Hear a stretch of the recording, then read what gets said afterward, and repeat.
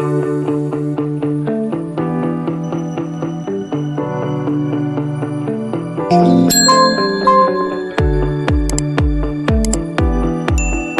and welcome to Animal Chiropractic Clinic Chatter, a podcast where Dr. O from All Creatures Every Spine interviews doctors and animal owners that utilize animal chiropractic to get their unique perspectives. Yes, it's really a thing. Dr. O utilizes his 30 years of experience as both an animal chiropractor and veterinarian, and to dig deep into the discussion of complex issues affecting the lives of your animal friends and companions. Join us for this educational episode. Thanks for joining us for this portion of the episode as Dr. O begins to answer the question, what is animal chiropractic? He will look at how the chiropractic adjustment is a valuable and viable treatment for what ails your animals.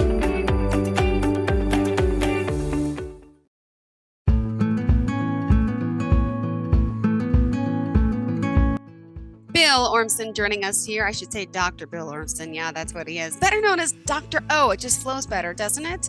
The owner of All Creatures Every Spine, an animal chiropractic education source. And he's from Meridian, Texas. Chiropractors look at the body from a different way. So if an organ isn't functioning, it's probably not functioning because it's not getting the right information from the brain and the right feedback. Yeah. And so it can't do its job. You know, it'd be like, you know, if your staff told me to be here at 12:02 today, you'd be like, where's he at?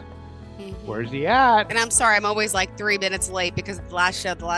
So it's technically you don't start exactly at the time you're told. But no, right? But we start at 11:30 my time, not 12:02. Oh! See, I was thinking. Okay, but still, talking about being a few minutes. Yeah, like no, I'm talking like a half hour off. And so it would be, it would be terrible, wouldn't it? It'd be like, you know, and you'd be sitting there in silence, and I'd be, you know, la-di-da-di-da. And then when I got on here, you'd be like, where were you, doctor? Oh, yeah. I'm here when I'm supposed to be here. But that's just faulty communication. And we, you know, a lot of problems in life are due to faulty communication, but a lot of problems in our body are due to faulty communication too. Oh, gosh, you're right. All right, I got to start using the left. So tell me more about some of the animals you're working on. Tell me about your books. There's a lot to you, Dr. O. Just to remind everyone how we can reach you. Chiro.com is the easiest way. And then you can schedule a consult. You can bring your animal to see me. You can buy the book. You can get to the website. We have Yes, It's Really a Thing, all about animal chiropractic. We have Yes, It's Better Thing coming out. About a chiropractic lifestyle for your dog, which includes diet, exercise, and medications to limited amount. And we need to know what's going on with all our medications. You know, what are the chances that there's an adverse side effect with one of these medications or protocols that we do? You know. I mean, even if a thing is pretty safe, you know, what's pretty safe? Yeah. And, you know, if 20% of animals have some kind of an adverse effect, do you really care about the other 80% if yours is one of those 20? Mm-hmm. You know? It's so true. Yeah. Yeah. Yeah, that's right. You told me that story. I remember that, right? Yeah. It was with your dog, right? Was it your personal dog? It was a dog I treated. Yeah. And then it was with my son. Well, your son. I'm sorry. That's okay. Oh my gosh. Yes. It was a surgeon. Well, my son was hit by a drunk driver, and we were in the hospital. And one hospital had said he's got a 1% chance of life, and we got him out of that hospital because it was like, why? We got to another hospital. And they took him right to surgery, and he was recovering from surgery. And we said, well, what are his chances? And they said, well, you don't care what the odds are. And we were like, what do you mean we don't care what the odds are? And they said, well, in order to have odds, we have to have 100 young men in the same condition as your son. And if we had 100 young men laying here, in this coming out of surgery right now, how many would you care about? And he said, that's the one we're going to take care of. He said, we're going to do everything we can to take care of your son. And so as a healer, as a doctor, that's kind of changed my way of looking at things. And so, I'm going to do everything I can to make sure your pet survives and has a positive quality of life. Make sure to visit our website, allcreatureseveryspine.com, where you can subscribe to the show and learn more about getting your animals adjusted.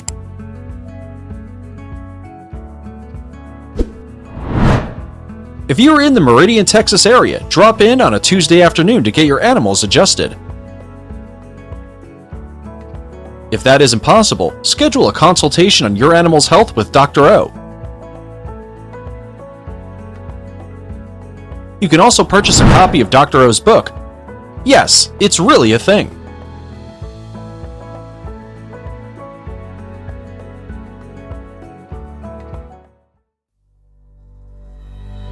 Helping others experience an abundant life with the gift, art, and blessing that is Animal Chiropractic is our sole mission at All Creatures Every Spine. It's what we do. It's what we love. It truly is what keeps us motivated to help people just like you.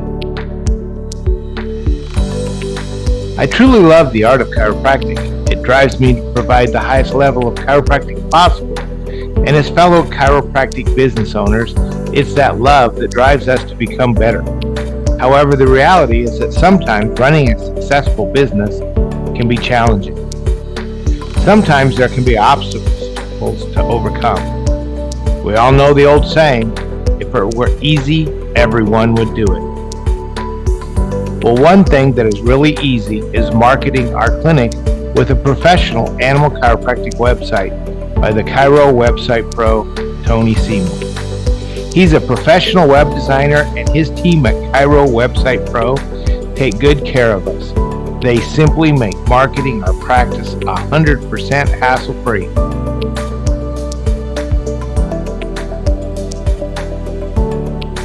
If you're looking for the #1 hands-free way to market your practice, give the Chiro Website Pro a call at 423-779-4630 or simply visit www.chirowebsitepro.com and make sure you ask them about the special ACES discount and let them know Dr. Amy and Dr. O sent you. You'll be glad.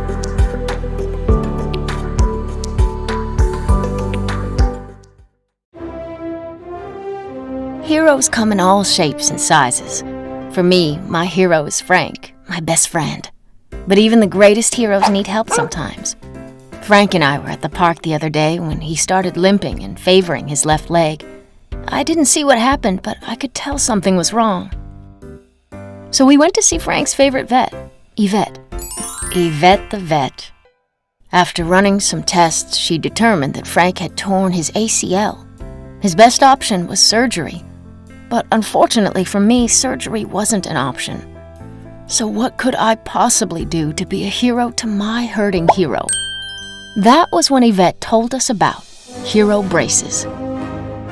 She took a quick cast of his leg and said this mold would be used to create a biomechanically designed stifle brace, custom-made just for Frank, allowing his body's natural healing processes to take over and stabilize the knee.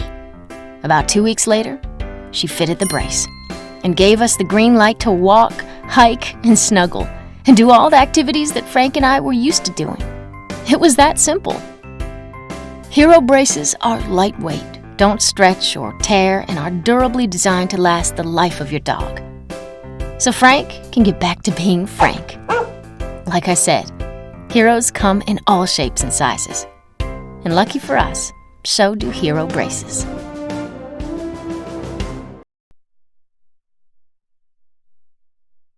Your active dog needs more than water to rehydrate. Replenish Dog Water Supplement is an all-natural powdered water flavoring, prevents dehydration and provides vitamins for your dog. Created by a veterinarian and rooted in science. Give your dog the care they deserve with Replenish. Join us as Dr. O interviews a certified chiropractor, veterinarian, or an animal owner. These enthusiastic people explain how they utilize animal chiropractic to alter the lives of the animals in their communities.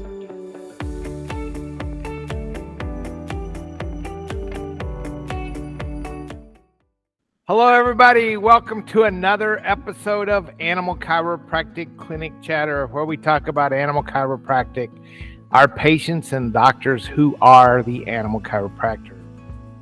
In the United States right now, there's 643 AVCA certified chiropractors. And Texas has 111 of them. Yeah. It's about half veterinarians and half chiropractors. Mm-hmm. And so, and they all are certified and they all maintain their certification. So that would tell me that, like their practice is doing well. It could be better. It could be easier. I'm not saying that it wouldn't. But California has 40 certified animal chiropractors. Yeah. And New York, similar sized states, New York has 11. Yeah. So I'm amazed that, and chiropractic, unlike veterinary medicine, the best thing that can happen for a chiropractor and certified animal chiropractor is to have another one move to your town. That's right. Elevates the consciousness. Yes. I mean, I will say that the reason, here's the deal. I've been in practice for, as I said, 23 years at this point. I have started in new locations, 4 times at this point. So, I know how to build a practice and get it going and have it be profitable. So the stress of getting new patients or anything like that is not really a big concern. The business is out there, even if you have to navigate, some law that seems to, on the surface, be a pain in the ass. But I will say that the ones that I think suffer from this, and the reason why I got motivated to do something about this, is the animals and the owners themselves. They're the ones who suffer from this. They're the ones that need to go around and go veterinarian shopping, because if they have a veterinarian who doesn't want to make a referral, but they've got an animal that's suffering, and then you're prolonging the suffering of the animal. Yes, there are other harms that the law does, but for me, that's the crux of it, and that's the reason why I'm doing it, is because it doesn't make any sense to me. And I spent a few years in the dog training industry. As I said, I did it full time here in Texas when I first moved here for a year. And anyone who has $150 can walk into PetSmart and buy a shock collar or a prong collar, and can, without any training in that at all, and I'm not saying I use these training methods because I don't, but anybody could go in and purchase one of these devices, use it in a heavy-handed way, and cause serious harm to their animal. They don't need a referral to do that. All they need is $150. Yet someone can bring a newborn baby to me for me to adjust. But if they want to bring their dog to me, or if someone has a ranch or some land and they have a horse, they want their horse adjusted, they need a veterinary referral for that from someone who's gone through training to know how to do that, when to do it and when not to do it. There's a problem with that. That's a problem with that. That's significant overreach, and we've learned that there is a bit of a network of influence that needs to be navigated in order to get that changed. So, but that's ultimately why I got involved in doing this, is because it's the animal owners that are suffering the most from an expense standpoint and from an emotional standpoint, and the animals are suffering needlessly in an extended way. If you've got a veterinarian who decides that, no, they think that the dog has They might use a general diagnosis of IVDD, intervertebral disc disease, which isn't really a significant or a concise diagnosis unless you take an image, unless you take an X-ray and an MRI, and you're able to significantly pinpoint the area that you're talking about. It requires imaging to be able to make a definitive diagnosis like that. And they think that you're just going to push into a herniated disc, which you and I know is not what we do. But this is the perception that's there, and that's what they hold on to. Now, whether their reasons are fear and ignorance, or whether their reasons are they've accepted the anti-holistic practice dogma that they may have received in veterinary school, or whether it's fear of liability from making a referral as such, in the end, it's the animals and the owners that are suffering from this. I have to carry malpractice insurance that covers animals. So I should be the one that should be liable if anything goes wrong in the adjustment. It doesn't need to be the veterinarian, and it should be the owner's choice as to whether or not they want their animal to get adjusted. Cut and dry, straight ahead.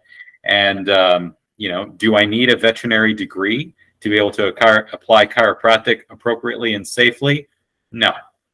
You need a chiropractic degree. I need my chiropractic degree gave me the tools to be able to, apply chiropractic safely and effectively on the human side, but also taught me the philosophical foundations of what we do and how and when and why we do an adjustment in the first place.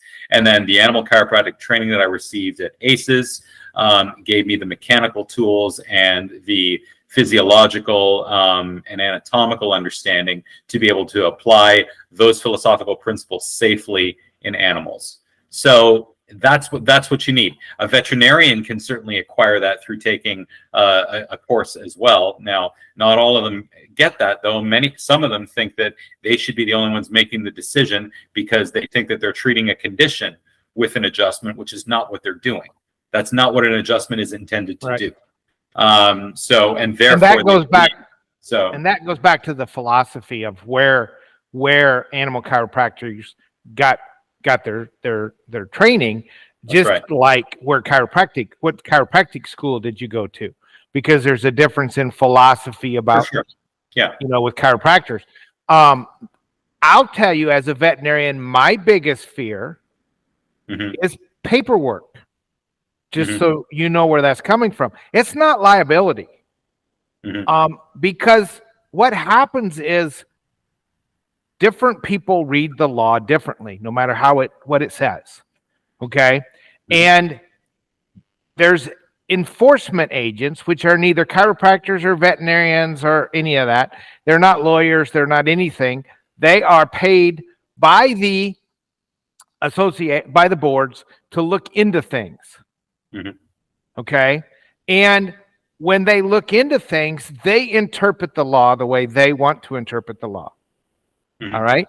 And then they enforce it. So let's say that I referred an animal to you, or 10 animals to you.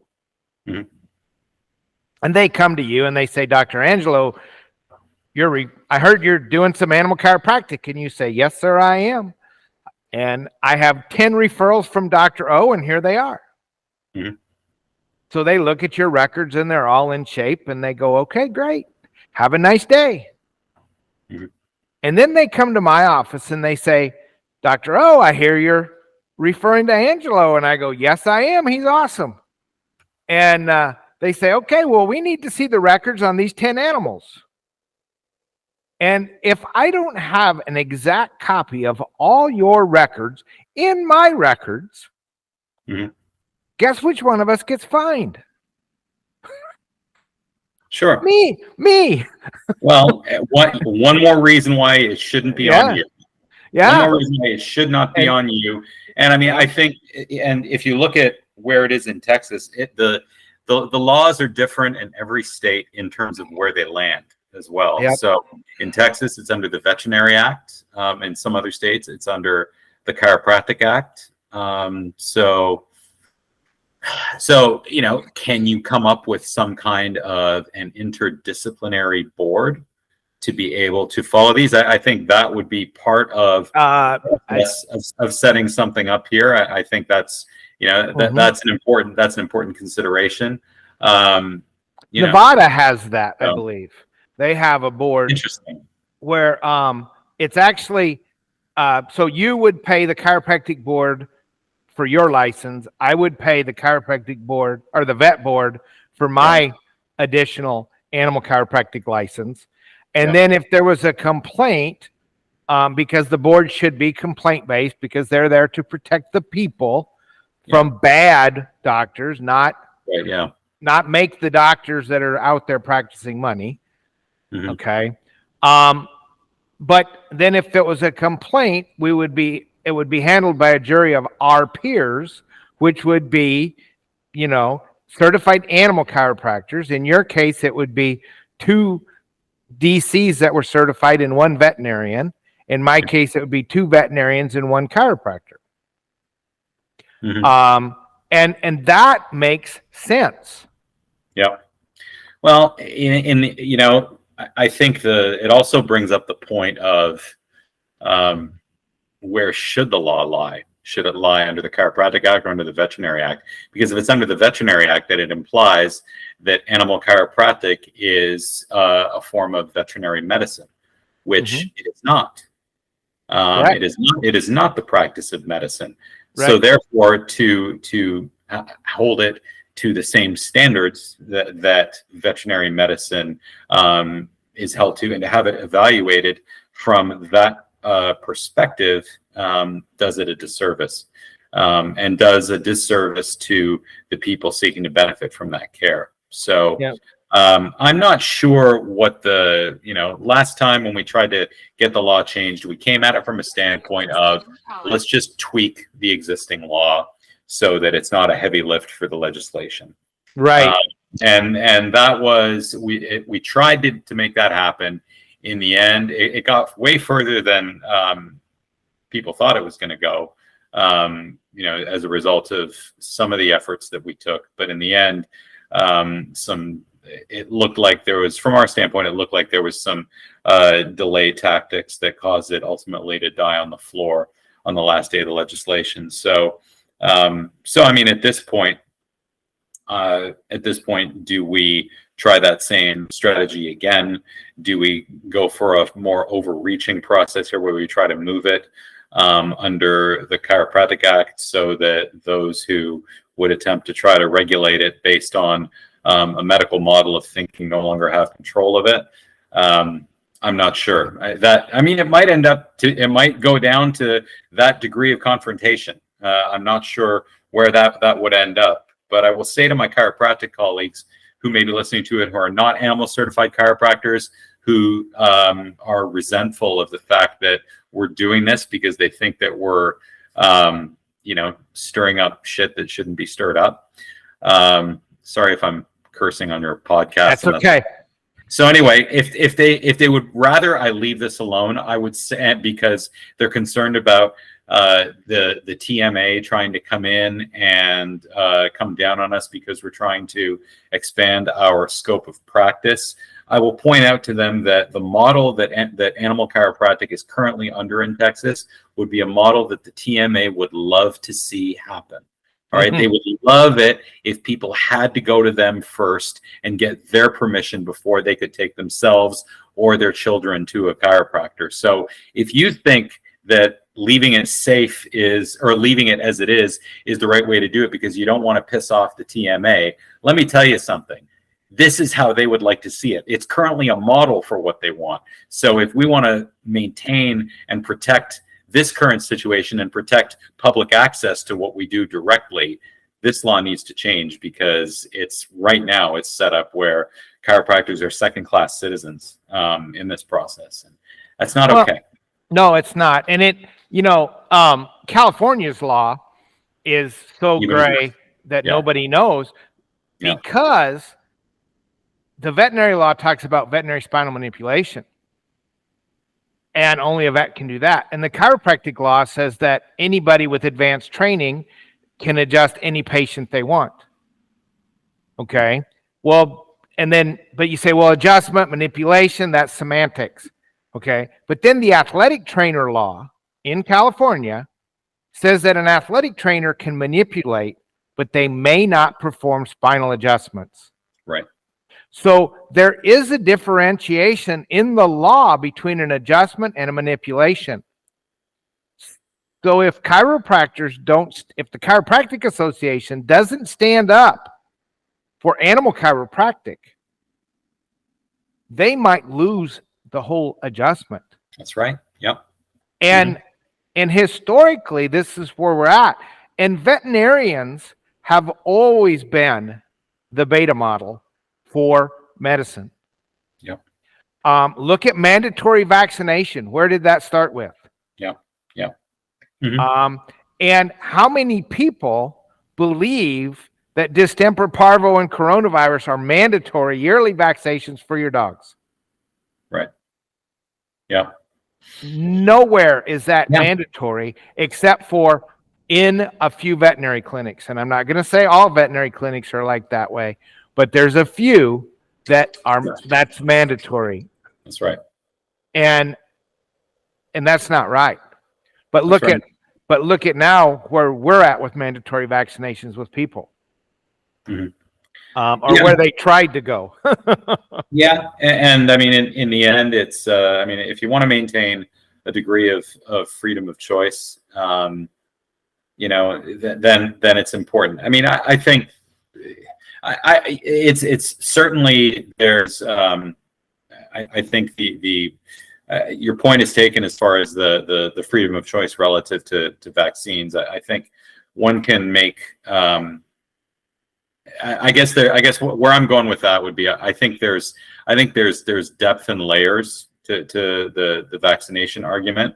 And especially on things like COVID and some of these other conditions that you offered or that you put forth in veterinary medicine. Yeah, I mean if I go to a vet office that says, oh, you have to do all of these, then I'm going to be like, you know what? I mean, I'm not a huge anti-vaccine perspective kind of chiropractor, but I think I do think that you should be able to make a choice about it. So and the relative risk, if you're making that mandatory, but you're decrying because you accept the safety, but then you're holding a chiropractic adjustment and trying to call it, saying it should be supervised because it somehow is a risky intervention.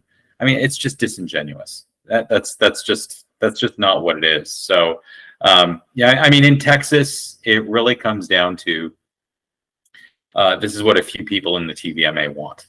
And their objective is to try to protect their turf. It's basically a turf war from their perspective, and they're dressing it up with other arguments.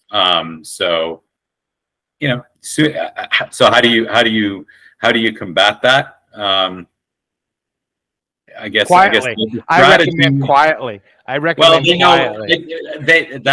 They know we're out there at this point. So so at this point, I think it's going to be, listen, we're not going to go away. We're going to keep being a pain in your ass. So if you want us to stop being a pain, maybe you should talk to us and we should negotiate something.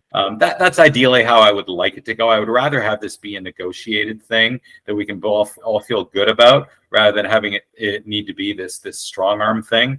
But I've got lots of patience and I'm pretty stubborn. So I'm willing to keep fighting the fight. Because it got further the last time than they ever expected it would. So back in 2002, animal chiropractic was illegal in the state of Texas, according to the chiropractic board. Interesting. And I adjusted a lady's dog. We talked about the adjustment. Her dog had seizures. She wanted to know if I thought it would help. I said, I don't know. I removed the vertebral subluxations, which are going to clear, the nervous system interference, and we're going to see what the dog does. Yeah. And she said, okay. And we talked a little bit. And at that point in time, my staff was supposed to be giving every client paperwork that explained that chiropractic was an alternative to basic veterinary care and that, they agreed to to allow me to adjust the animal. And then I never really asked people that, because when they came in, I knew they'd already read that paperwork, they'd already signed it, and then I was just going to treat the animal with whichever modality, because at that time I was using multiple modalities, not 100% chiropractic. And so I adjusted her dog. We got all done, and she said, well, thank you so much for adjusting my dog. Here's my card. And I read her name. It was Dr. So-and-so, president of the Texas Chiropractic Board. Mm-hmm. And she said, would you like to come to a meeting? And I went, would that be a voluntary meeting or a mandatory one? And she looked at me, and then she started laughing. She goes, oh, I'm so sorry. What you do is truly chiropractic. I've been to some people that do what they call chiropractic, which is not chiropractic. And so I would like to have some kind of an understanding between the vet board and the chiropractic board. Mm-hmm. And in Texas, historically, and that's why I think everybody needs to know the history. And I think history is so important. That's why like you said, you went to ACEs, you watched the movie Doctored. Why? Mm-hmm. Because from a historical standpoint, the Wilkes AMA case is important, I think. Yeah. Because we're in a similar situation like that. But so the memorandum of understanding said that I can never call myself an animal chiropractor. I'm fine with that. I'm certified in animal chiropractic. A chiropractor that is certified by the AVCA can call themselves an animal chiropractor. And that's what the memorandum of understanding said. Mm. And that was fine. And it went for 3 or 4 years. And then there was a new board, and they interpreted stuff different. And then the chiropractic board said, oh, animal chiropractic doesn't exist because chiropractic is work on the human spine. And you can't do animal chiropractic. So in one of Dee Dee's books, it's one of Dee Dee's books, not BJ's books, there's an actual picture from 1600 of what the Texas Chiropractic Board at that time would have considered animal chiropractic. It was in Romania. You paid some money. You walked into a cage and laid down. They let the trained bear out. The bear came out and played around with you for a while. And then they fed the bear, and you either walked out feeling better because your spine had been adjusted by the bear, or they brought the wheelbarrow in, and you're right. And that would be true animal chiropractic because it was an animal working on a human spine. We've come a long way. I would say. We're not there yet. I agree, but we've come a long way. I will say that I was very surprised that to learn as we were going through the process last time, to learn that in my home province, I'm originally from Canada. I'm sitting here wearing a Maple Leafs t-shirt as we're talking. I grew up in the Toronto area. I was quite surprised to learn that there is direct access to animal chiropractic by DCs in my province of origin of Ontario right now. And I read the position statement that the vet board had up there and the vet association, and they said, we previously thought that this was a risky intervention. After review, we've determined that this is a very low-risk intervention and that the public should have direct access to it from trained individuals. So now a licensed DC who is certified in animal chiropractic through either the AVCA or at this point up there through the IVCA, the public can have direct access to that individual. So you want to talk about a place where medicine rules the roost. It's my home province of Ontario. I was shocked that they made that shift up there, but Texas, that prides itself on freedom of choice, you still need to get the blessing of a medical professional who may or may not have any knowledge whatsoever about what chiropractic is, what it does, and how it's safely applied. So yeah, we've come a long way. There's a long way to go. It's interesting. Recently, I believe Missouri, they used to need direct supervision, and now the law has changed up there where it's general supervision. So it's similar to what we have in Texas. So many of the practitioners up there are celebrating a victory, which from my standpoint, I'm like, guys, it's great. That's better than what you had before. But you're not there yet. So thanks for catching up to where we're at here. Let's move forward together and take the next step. So we don't need general supervision even. We just need a referral. So which is that's what they call the general supervision. I mean, okay, you know what I'm saying on that. So yeah, Arkansas had a huge. They jumped from direct supervision to their law is real simple. I mean, it's very simple. It just says an AVCA certified doctor can adjust animals. Yeah.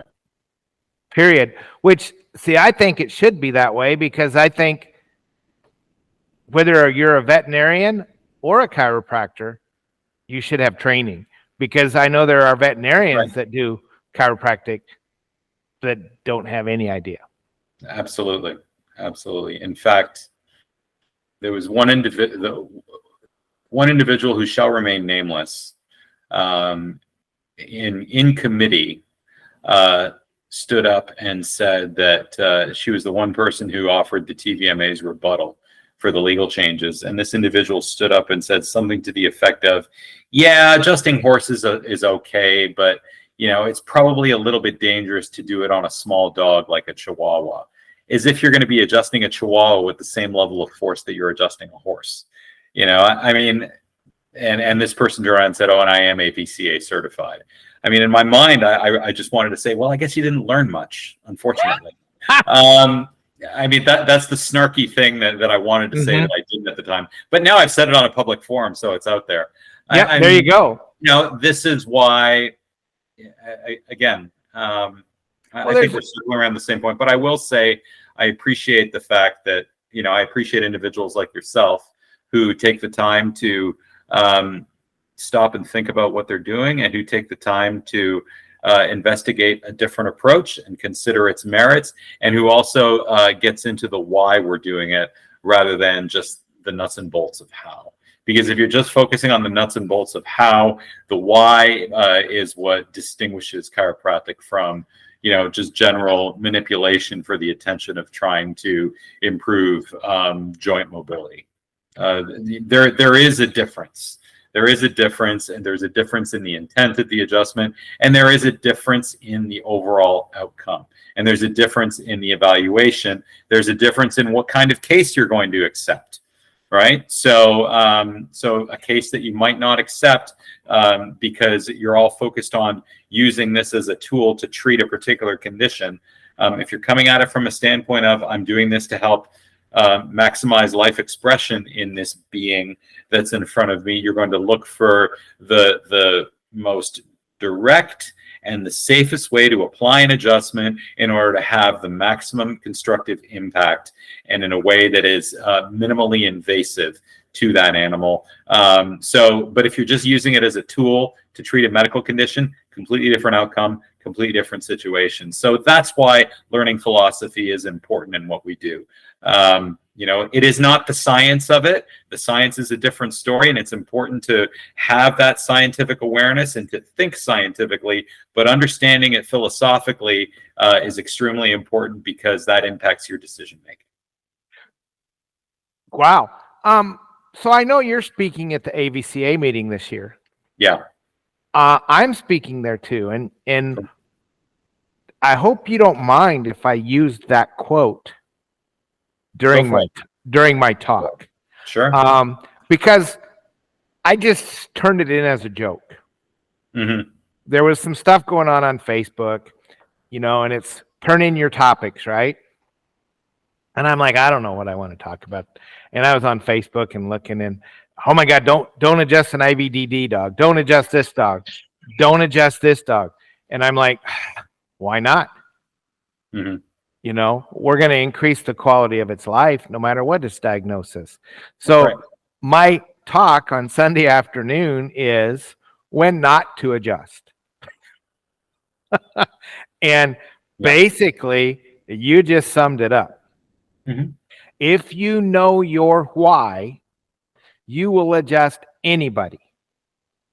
If you don't know your why, you may not adjust anybody. Yeah. Well said. Well said. I concur with that 100%. Absolutely. Because you can always find reasons not to do it. And you can always find it. But if you're looking for reasons, I mean, whether or not you adjust is a completely different, is also a different decision on where you adjust that individual. So, you know, so can an IVDD, okay, let's say a dog has a herniated disc. Okay. So let's say you do that. Is it a good idea to adjust into it? Probably not. Nope. Could that animal benefit from an atlas adjustment if it looks like the atlas is subluxated? Absolutely. All right. Why? Because you're decreasing the sympathetic nervous system dominance over the parasympathetic nervous system. You're removing cord tension. You're helping. You're stimulating the brain in a constructive way. That has positive impact on the overall health and function of the animal. Are you necessarily treating the IVDD? Is that it? Yeah, the IVDD? No, you're not. Okay, you are doing it to try to have a constructive impact on the system overall. All right. Does it necessarily have to be an atlas adjustment? No. If you find a subluxation and it looks safe to adjust it, and your intention is to try to help this life express maximally, do the adjustment. Do it safely. Do it in a way that's appropriate for that being that's in front of you. But if you're doing it to treat the medical condition, and I'm not saying that's not useful at times, because it certainly is demonstrated that it is. Depending on the situation. But if that's what you're limiting it to, you're missing a lot. You kind of miss the whole point.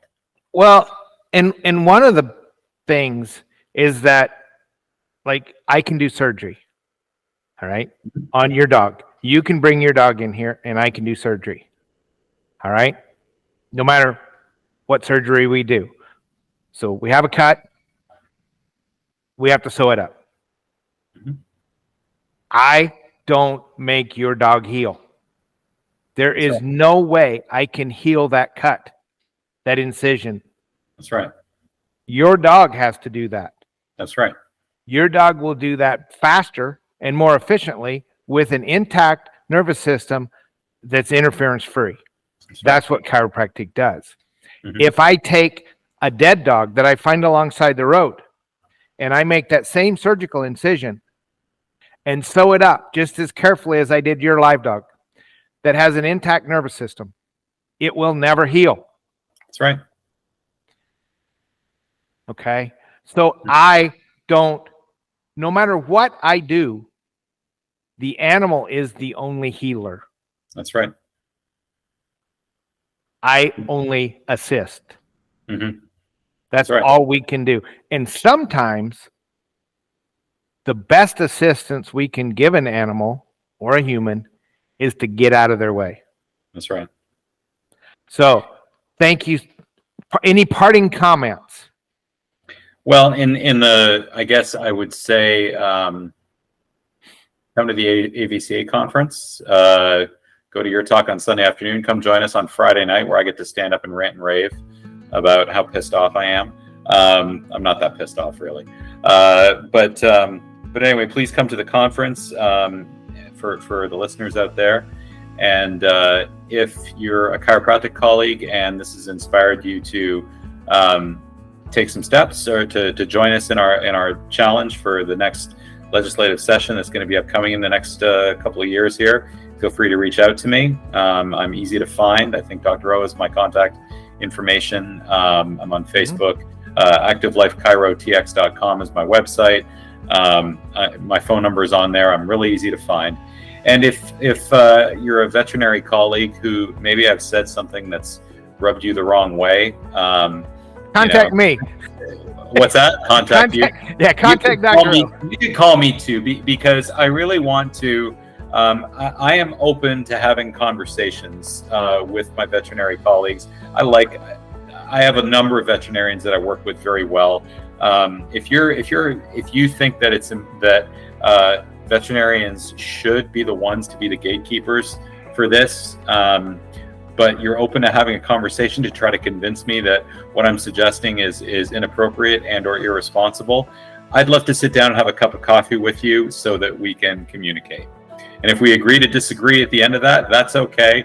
But I at least want to have a dialogue instead of us kind of treating each other like we're some kind of adversaries. Because in the end, we're all trying to pull in the same direction. We're all trying to help animals and their owners. So I'd like to be able to have that dialogue so we can eventually find ways to work together. One thing that I just came to me while you were talking is that there are, do you have any veterinarians on your side when you go to the house? Yes. Because we sat here, module, when you first come to class, I don't know if you remember, but we sit here and we say, why are you here? Why are you here? Why did you decide to become an animal chiropractor? And we had a board certified equine surgeon sitting here in class, and her exact words were, I came here to prove this don't work. Mm-hmm. And immediately within 6 months, her practice was 25% animal chiropractic. Mm-hmm. Yeah. Mm-hmm. So if you really truly believe veterinarians shouldn't do it, put your money where your mouth is, come sit in one of our modules, take a few classes, and you'll find out that, whoa, this really works. Yeah. So thanks everybody for tuning in. Remember, the body heals one way and one way only, above, down, inside out. Keep the atlas adjusted. Be healthy. Peace. Thanks, Dr. O. You bet. Thank you. Good day. If you are or know a veterinarian or chiropractor, or a student of either of these professions, visit our website, Animal Chiropractic Education Source, to see how to become certified in animal chiropractic. Start improving the lives of the animals around you. Thanks for tuning in. Be sure to subscribe to the ACES channels so that you never miss an exciting episode.